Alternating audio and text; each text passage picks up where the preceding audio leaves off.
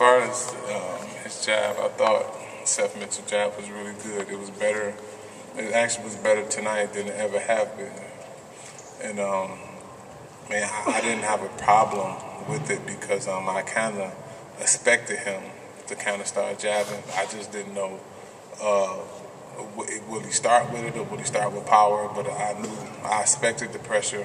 I trained for the pressure, and I take my hat off to him because he did that. He did so much. He did everything right, as far as I'm concerned, because he came forward. He started working behind his jab, and that's what made the fight really difficult because you already got a big, strong guy in front of you. Take a punch. Everyone sees that. Then he started working behind his jab, so it made it look difficult. So I had to hurry up and switch up certain things that I initially wanted to do, but I didn't do it first because how he came at me. That's the one thing that in boxing you can't guarantee how your opponent going to come at you. You only can assume and prepare for what you assume.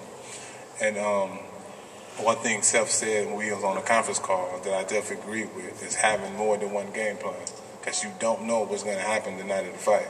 And once I seen him coming towards me, working behind his jab, I said, okay, now I got to switch up and do something else. Okay, right here. Jonathan, it's obviously a ways down the road, but what would happen if you got the opportunity to fight when you As of right now, I have no idea. I mean, if it's on the table, I never took a plate of food off the table. So if it's on the table, I mean, I'll take it.